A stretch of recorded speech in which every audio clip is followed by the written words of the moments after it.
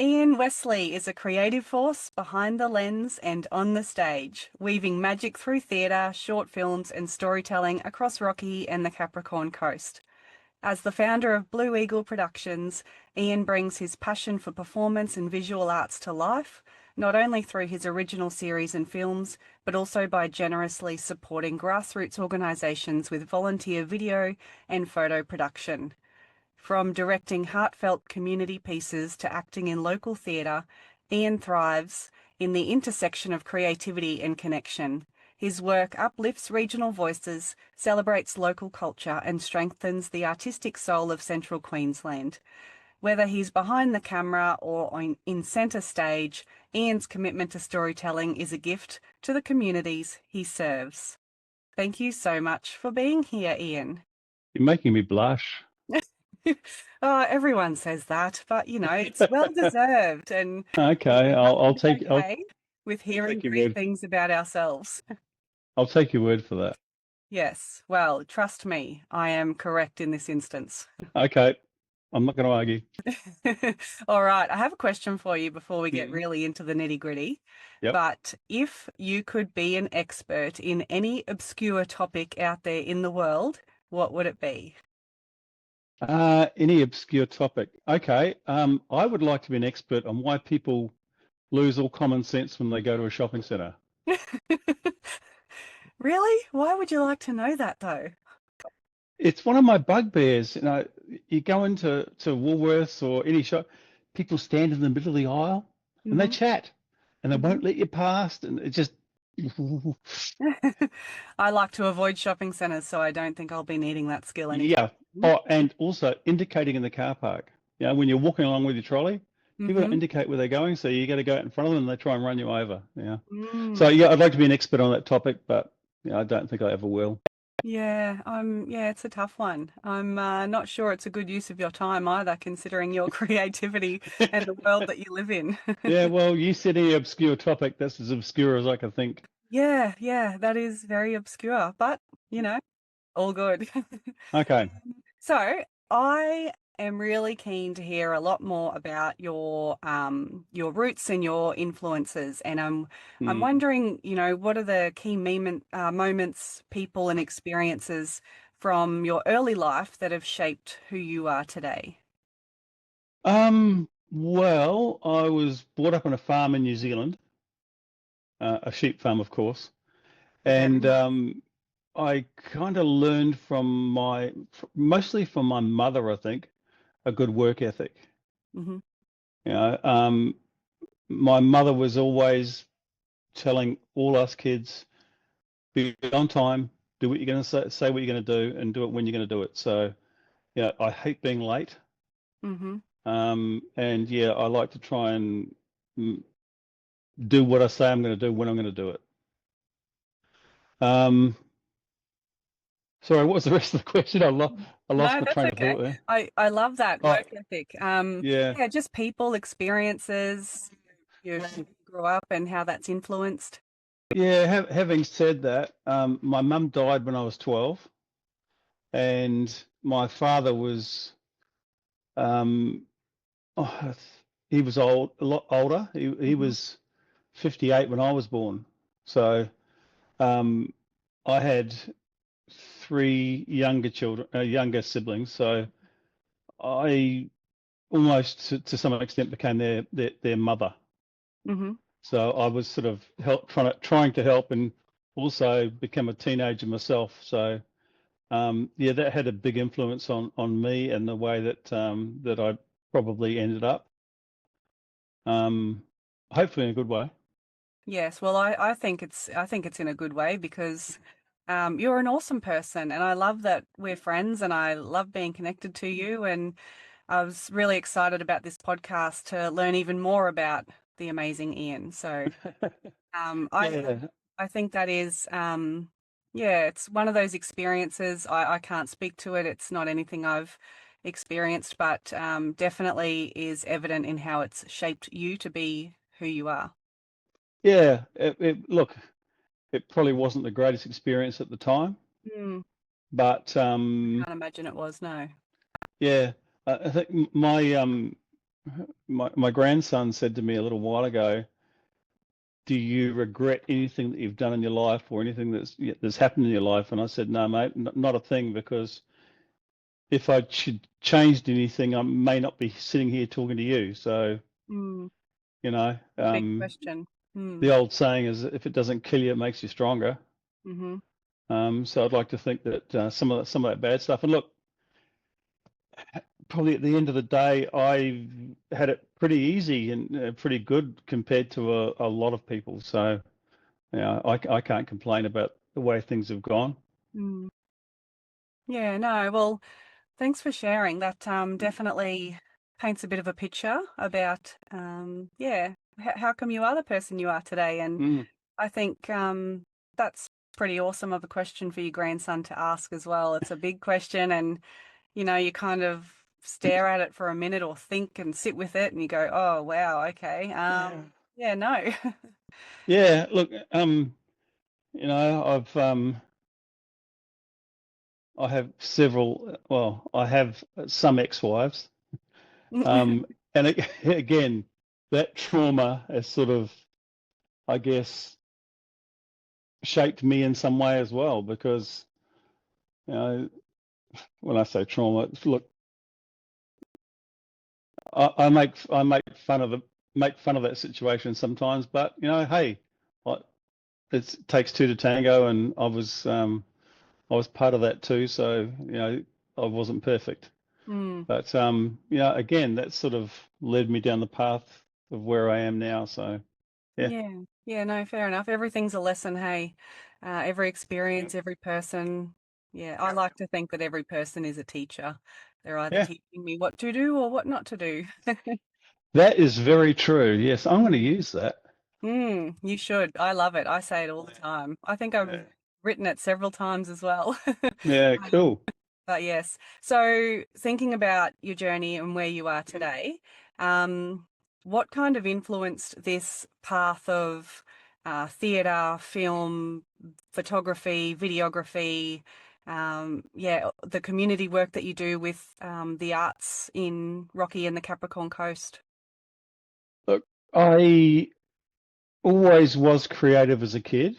Um, I was always good at getting out of things that I didn't want to be a part of creatively.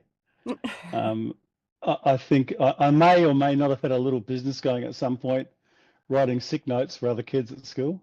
Oh my Um, goodness. That's gold. um, yeah. Look, the English and the arts was always my favorite subject as a kid, but I never really got to. I guess I really was never encouraged to develop that. Hmm.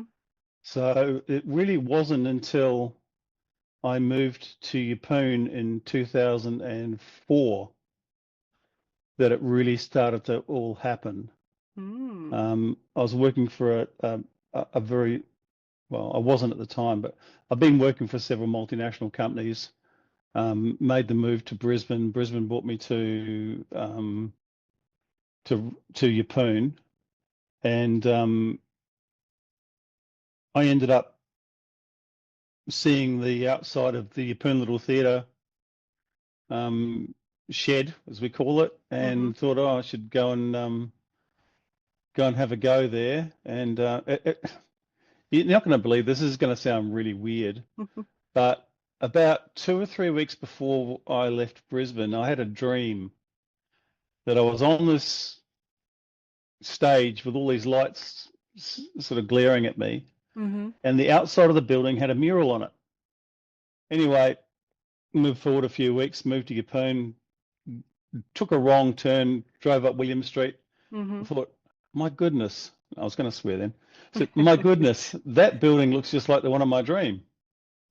So my wife at the time, my daughter said, well, what are you going to do about it? And I said, nothing. Mm.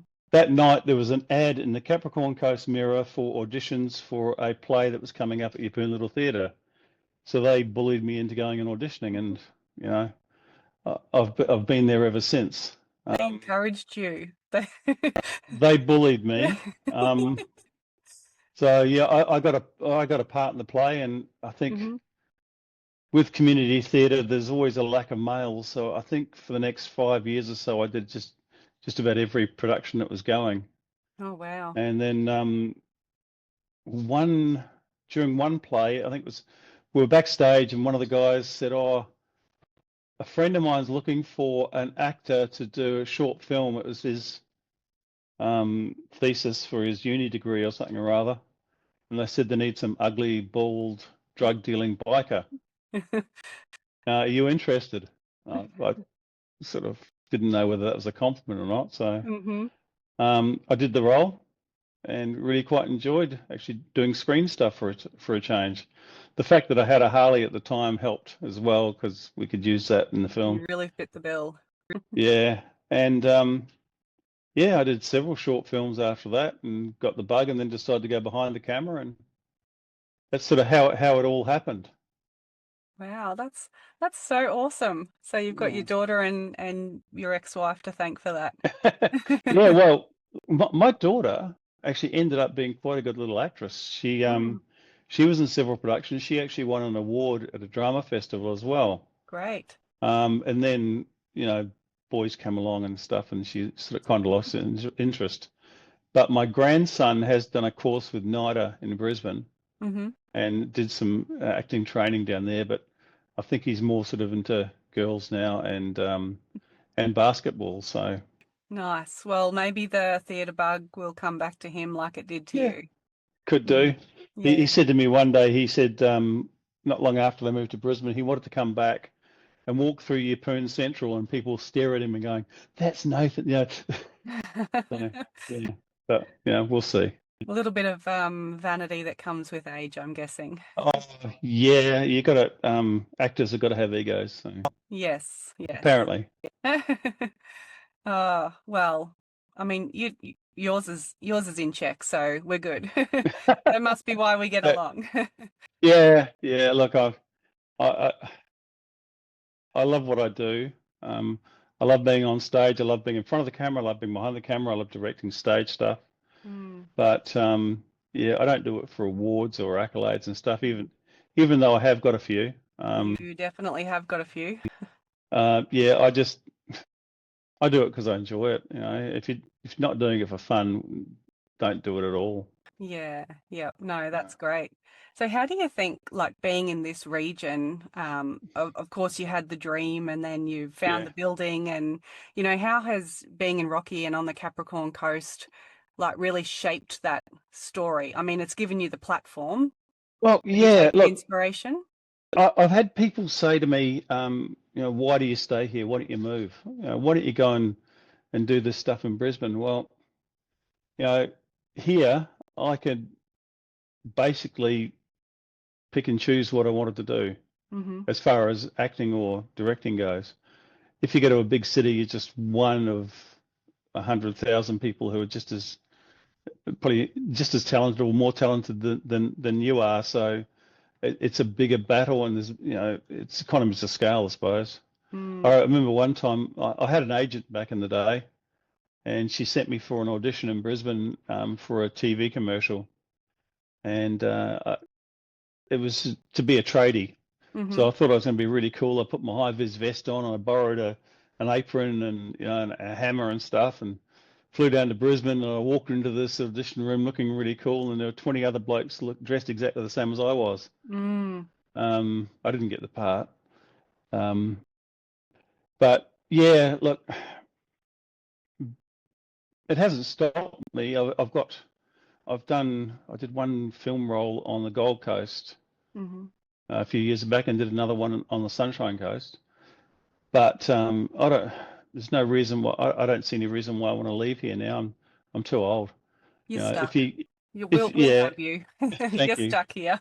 If you look, if you're young and keen, yeah, look, go for it and follow your dream, but always have a backup because Mm, um, you talked about egos before. I've seen lots of young actors here who think they're the best thing, and they're going to be the next Nicole Kidman or next Hugh Jackman or whatever. mm, Then they move to Brisbane and you don't hear from them again, or they come back with a tail between their legs saying it was too hard. mm. It's a brutal game. Oh, I can only imagine. So, but I love it here. I'm not going to move. Mm. I've been here for over 20 years now, so I think I'm Definitely stuck a here. local now. Yeah, Definitely a local. don't know about that. I've lived in both on the coast and in Rocky. Mm. So yeah, and look, the people here are great. Um, Definitely there's so agree. much. Sorry. Definitely agree. Yep. Look, there's so much inspiration here. As you've got the beaches, you've got the bush. It's pretty much the best of every world that I want to be in. Mm. So and it's been the coast, well this region, all of this region, and I'm counting right out as far as Barcaldine and Capella and Claremont, places like that, Mm-hmm. where I've worked. The region's been good to me, and that's the reason why I like to do a lot of freebies or a lot of community stuff, because Mm. the community's been good to me, so I want to give back to the community. That's a great segue into my next question because it is about community contribution. Yeah. And you do give a lot of your time and skills to not-for-profits and charities, Hmm. just because you do. Like you ask for nothing in return. You've done so much amazing work for myself, with the Scouts in particular, and I like to have a not-for-profit pay for that sort of talent and service. It would just be unaffordable, and you give it so willingly. And it's not just Scouts, but there's a lot of other organisations you do that for as well. What does that mean to you? Like, what inspires you to do that work? Um, well, like I just said, that community's been good to me, and um, I I see community groups that struggle for funding and want to be able to promote themselves to either purchase equipment or just to get funding so they can survive for another year or whatever. And they're all very worthy causes. And I figured, well, if I can do my little bit to help them, I guess somewhere in the universe it'll come back to help me. Mm. And yeah, there's never any strings attached. Or look, I might say to someone one day, hey, look, I've done this little project for you. I've got a film coming up, and I need a location that looks like yours. Can we use it, please? Yes. And Um, and it comes around, definitely. yeah. Mm. So yeah, it's a good feeling too. I'll be Mm. honest, to be able to help people, Mm. um, just in any little way I can. I don't have a lot of money to throw around to help donate to these people, so I just give them what I can. Mm. I Which is did extremely valuable, your time and your skill. It's very I valuable. did I did the job for the 110th anniversary Anzac service at Gracemere this year. Mm. I did Um, see you out there in yes. Elizabeth with your camera. Yep. We got quite a lot of footage, and they were very happy. And I think that's the second job I've done for the RSL out there. Hmm. The first one was a dinner, and they actually fed me, which was really nice. Good Very food too. nice. Shout out to the Rocky Legs Club. And yeah, look, again, I do it because it's the right thing to do. Mm. I love that. Yeah. You do it to be part of something bigger than yourself and just to give Exactly. back. Yeah. No, I totally appreciate that. So thinking about like every big moment that you've had in your life, whether it be Mm. a challenge or a really proud moment, or like a really meaningful lesson, what's been the most prominent thing that comes to mind, and how's it influenced like your perspective and the way you operate in the world? Um, my mum dying was a a big shift in my perspective. I saw things differently. I saw, Mm. up until then, I've probably been a bit of a rat bag. Mm-hmm. And I suddenly saw things from a different light. Um, moving moving countries, certainly. I mean, even though it was just New Zealand to here, and I've done that twice. there is a little bit of a culture shift, Mm-hmm. so, but not a huge amount. But I think Few my language differences. yeah, yeah, Mm. a few things to get used to. Mm. But I think my proudest moment, other than the birth of my child, which, if she's watching this, she'll say, "Yes, Dad, you had to say that." Um, Probably was completing or shooting my very first feature film. Mm. Um, that was There's a huge difference between doing a 3 to 5 minute short film and doing a Mhm. 2 hour feature. I can And only imagine. Mm. of course, I picked a very complex thing to do. I think we had 41, 41 different cast members, 12 or 13 locations. And it was a complicated story as well, where you had sort of things happening in the background that come to the foreground later on, and Mm-hmm. a whole heap of moving parts. And um, that's not to mention the money that it cost as well. I won't Mm. talk about that, but that almost sent us broke. I've been told by someone who's not too far away from me that don't do that again. I've Um, actually heard that recently from someone else who went on a similar journey. They shot a feature film on their property about mental health in farming. It's called Just a Farmer. I think I might have told you about it. yes, right. You told me Yeah, about that the other day. Yeah, absolutely amazing film. However, yes, it's very expensive and puts a lot of pressure on the family that did that film. yeah.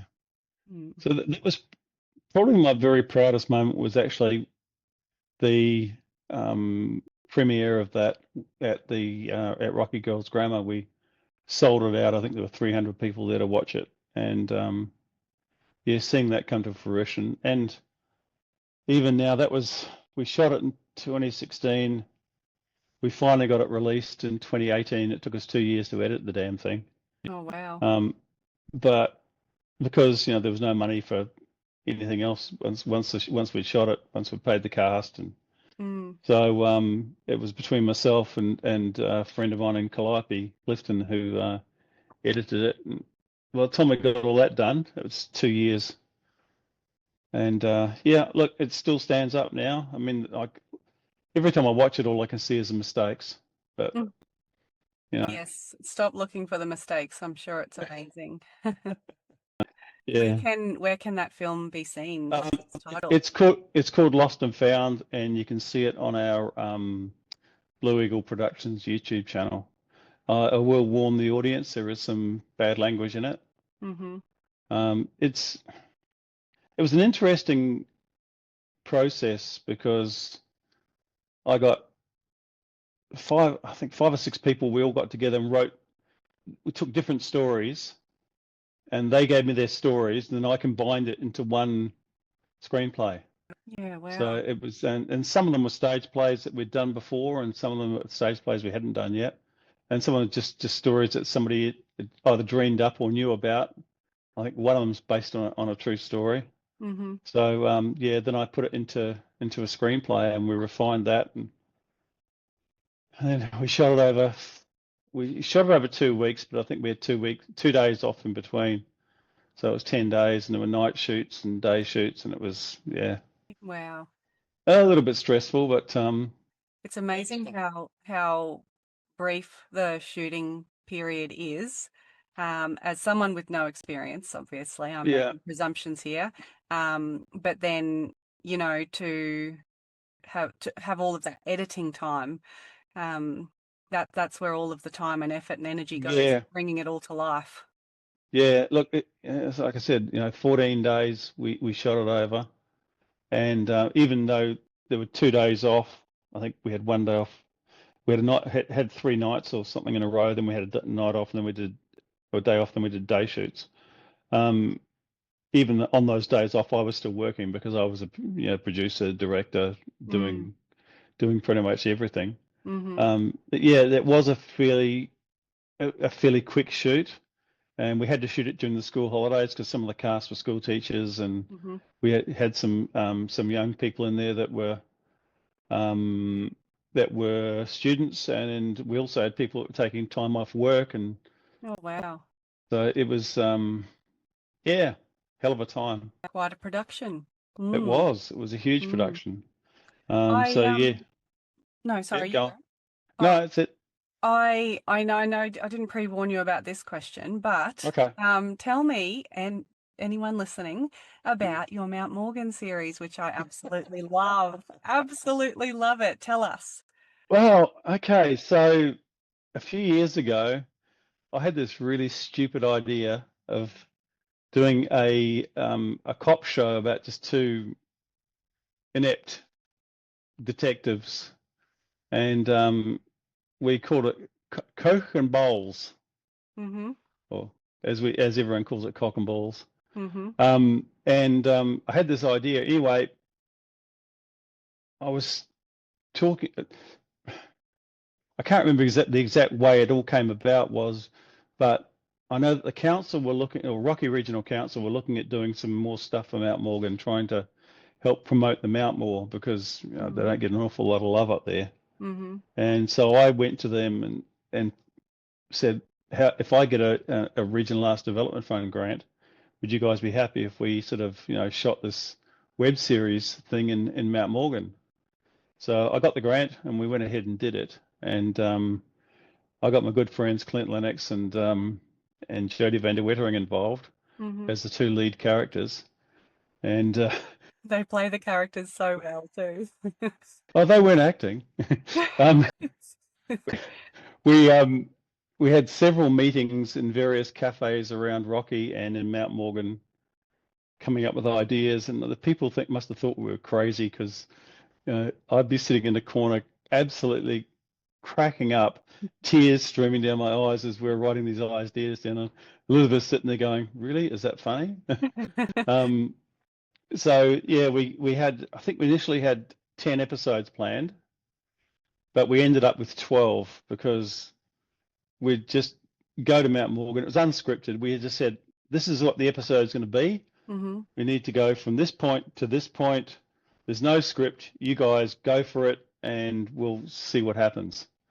So, Wow. and we ended up shooting a heap more stuff than we needed. So we Mm-hmm. ended up sort of creating an extra couple of episodes. And I think it was season 1 we got Neil Fisher involved, Oh, great. I and think I might remember that episode yeah, actually. that was funny because we'd been talking to Neil quite a bit about a time to do it, and he said, "Yeah, yeah, I'm keen, I'm keen." And then every time we got to do it, he had a meeting or something he had to get to, and he couldn't do it. Mm. Anyway, he rang me up on a Tuesday, said, "I am free tomorrow. I'm going to be in the Mount. Do you want to do it?" So I quickly got hold of Jodie and Clint and said, "Let's do it." So it was Mhm. just the three of us. Clint lives in the Mount. I picked up Jodie. We raced up there. We shot these scenes quickly with Neil, and then we went back on the weekend and sort of shot all the other bits around it, so it all looks Mhm. like it all happened at the same time on the same day. Mhm. And he was a great sport. I don't quite think he had any clue about what was going on, but Oh, that's gold. yeah, it was great. And then we got you involved in season 2, Mhm. and I season 2 was basically where it had to finish because the Regional Arts Development Fund won't fund ongoing projects. Mhm. So we were lucky to get enough funding for season 2. Having said that, we may have private funding to go ahead and do a third season. So That's awesome. Well um, done. if anyone's watching and wants to get involved, shoot me an email or whatever. It's actually started other little projects like we go up. We won't be doing it this year, but we've been going up to the Wattle Day Festival in Mount Morgan and doing a Oh, little great. stand-up routine on stage. And we did their Christmas show last year Mhm. as well. Just did a little 10-minute sort of comedy piece. And when we did the first Wattle Festival, a young bloke um, came up to us and said, "Hey, I really loved season 1. It was really great. Can I be in it? Can I be in it?" So Mm. he ended up having several little cameos in season 2. So That's great. it was really good to get the locals involved. Yeah, I'm really looking forward to season 3. Yeah, a little bit more freedom. You know, you've got a few runs on the board and Yeah, private funding, and it's going to be great, yeah. guaranteed. One of the conditions the council put on us was, we don't make fun of people from Mount Morgan, and look, Mm, we wouldn't have anyway mm, because I've done several projects up there now. I did a sort of a mini documentary for a community organisation in the Mount to help get funding to keep their little regional hub going, mhm. which has since closed down, unfortunately. But that was in 2015, I think.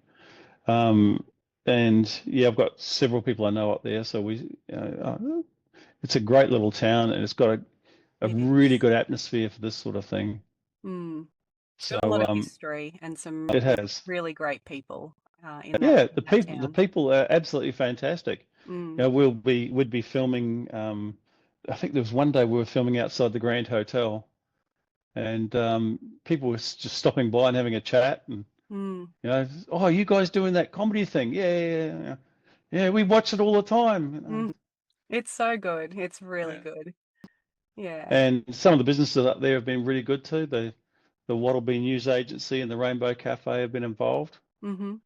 So we've always, and we never ask them for anything. We'll go in there and have our lunch or whatever, and we pay full price for it. So Mm-hmm. I think in a way we've helped, I suppose, the economy of the Mount. Yeah, absolutely. No, that's awesome. I love that. And yeah, I'm really looking forward to season 3. Yeah. My favorite piece of work that you've done, again, I've not warned you about this question. Okay, that's cool. Um, the short film Curlew. I Yes. absolutely love Oh. that short film. Can you tell us a little bit about that one? Okay, so that started, I think it was 5 or 6 years ago. I can't remember. W- I was approached to direct a series of live plays at the Rockhampton Heritage Village, and they're all historically based. And so we auditioned and got 4 actors who were in all 5 plays. One of them was actually a radio play, which we just pre-recorded, and that was Hmm. quite cool. And actually, one of them was Clint, who played Harry Bowles. Oh, nice. And as one of those plays was written by Travis Hock, and it's called Curlew, and we did it in I can't remember the name of the cottage. It's one of the cottages in the Heritage Village, and we did it out the back of the cottage. And I said to Travis, "This would make a really good little film."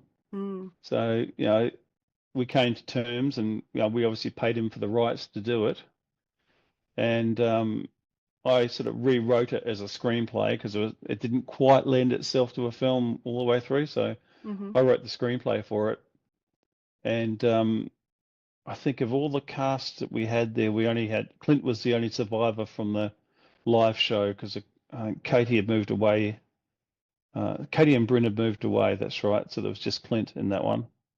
Anyway, yeah. So we hunted high and low to try and find an old cottage that we could use that was A, had the right sort of vibe to it, and B, that was quiet enough. We could have shot it at the Heritage Village, but it's right on the main road, and there's Mm, truck noise, and and getting access at night was also a problem because it had to be shot at night. yes. So a guy called I think a friend of ours, Stella McMahon, got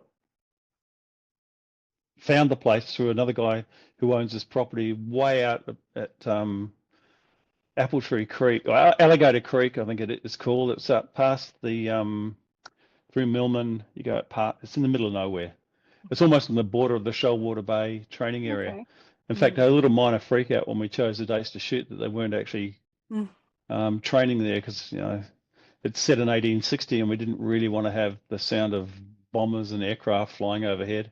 no. But it follows the story of a guy who is being driven crazy by the being involved in the massacre of about 3,000 Indigenous people at Mount Wheeler, Hmm. and or Guy as it is now, and he believed that the spirits of the people that he was involved in massacring were coming back as curlews, and it was basically driving him insane. Mm. And his son has an invisible friend um, who was involved. Was one of the Indigenous people who was he called him called them the flying people. I'm Hmm. trying to remember the story. It was so long ago, but yes. So we shot that over 2 nights in June, out in the middle of nowhere. It was freezing cold. It I would felt have sorry for been. the cast. There was poor Tegan when every time we between takes we had to put coats on them, and Hmm. cover her up. Um, yeah, that was a great experience. I really loved that. Again, we got funding through um, through the Regional Arts Development Fund with Livingstonshire Council for that one. Okay, great. Excuse me.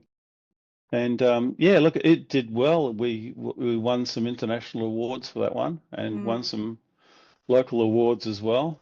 Um, It's a great short film. I yeah, I love it. I talk about it to this day. yeah. I do some acting work with CQU, Central Queensland University, whatever they call it now. CQ University Australia, that's right. And I was doing some work with the psychology unit there, and we were talking about mental health. And Mm. I mentioned Curlew, and they've actually started playing that for some of the students. Oh, great. Wow. So yeah, that was a good experience. I really enjoyed that. And again, every time I watch it, I can just see the mistakes. Don't Because look at the mistakes. there were It's a things that we great film. should yeah there were things that we should have done and we didn't do, but yeah, that was fun. Mm. No, it's such a I'm great glad you film. like it. I do, yes. It's my favorite. And Again, you can see that on our YouTube channel as well. yes, that's what I was just going to ask you. Is it there as well? I think I watched it on a USB. Yep, that's on the YouTube channel. Mm. Yeah, No, that's yeah, great. it's on our YouTube channel as well, Awesome. And yeah, for along with anyone listening, every episode of Cock and Balls. yeah, awesome. And that's Blue Eagle Productions on YouTube. Yes. Correct. All right. Well, I have one more question for you before we Yep. wrap up today. But what keeps driving you day in, day out? Like putting each foot in front of the other, keep going, especially in your industry, which is hugely underfunded Mm. and unappreciated. And it can be, I imagine it can be quite hard. But in addition to what drives you, like what advice would you give to the next generation that are coming along after us that might be entering, this sort of field? Um, what drives me? Look, I just want to keep making something that's better than the last thing. Hmm.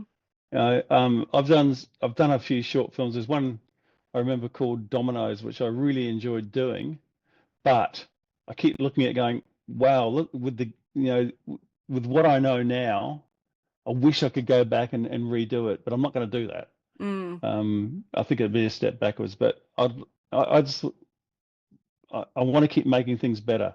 The Hmm. next thing I do is got to be better than the last, and that keeps me motivated. Yeah, great. Um, what was the next part of your question?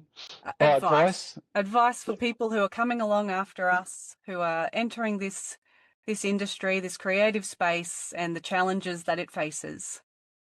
Um, I was talking to a young lady. I did a short film with her called Trapped a couple of years ago, and she said, "I want to be a movie star."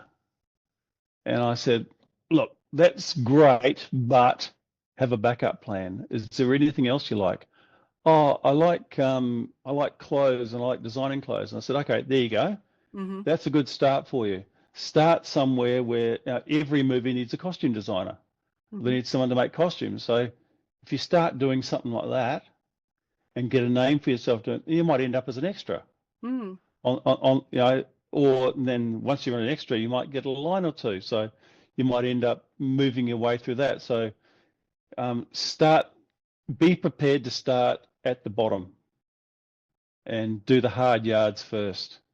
Whether that's making coffee for the second assistant director or whatever, you've got to start at the bottom and work your way at the top, because I've been doing this, for 20 years, and I am learning something new every single day. Mm. Every time I turn the camera on, I'm learning something new, whether it's the lighting, whether it's sound, or whatever. And if I don't know something, I'm on YouTube having a look, because you can always find on there, what you need to do. So keep learning. Don't never, ever, ever think, and it's the same with acting or directing or whatever you're doing, never think that you know everything, because you don't. Absolutely agree. And if you're young and you're still in school, have a backup plan. Don't neglect your education. Go to uni, get a degree, or study something, even if it's being an accountant or whatever. At least you've got something to back you up, Mm-hmm. while you follow your dream. But don't give up on your dream. Just have an escape plan. Yeah. Have a day job while you're building your dream. Yeah, exactly. I mean, I did. And then we got to a point where Elizabeth said, "Hey, why don't you just go and do this full time? Because we can sustain our lifestyle with what we have. You go and do your thing, and get away from the stress and of a multinational company." So I did that, and it creates other different stresses, of course, but at least the stresses are my stresses, not somebody else's. Yes, absolutely agree. Yeah, no, well, thank you so much. Thank you for joining my podcast and sharing so much and talking about your creative space. And yeah, I really would encourage anyone listening to go and check out your YouTube channel, Blue Eagle Productions, and have a look at what's there, because it's much better than Netflix, and it's real. It's Oh, I I don't, mean, it's I don't not know about real. that. It's not, true stories, but it's made by locals. Oh, look, It's there are made some by documentaries on there. There's some sorry. documentaries on. Mm, There are some yeah. documentaries. So, There's some really good yeah, mental health documentaries that you put together yeah. as well. Mm, If somebody does want to get involved or wants to come and help out or see how things are done, or get involved in season 3 of Cock and Balls, or we've got a couple of short films we've got planned coming up. If someone wants to get involved, hey, reach out. Happy to get people involved, and even if they just want to learn how to turn a camera on. yeah, that's great. Just teaching the next generation that are coming through. Exactly. I'm too old. I'm too old now, so we'll get some new ones coming through. No, you're not. Don't age yourself. Yeah, All right. okay. Thank you so much, and it's been an absolute pleasure. Pleasure.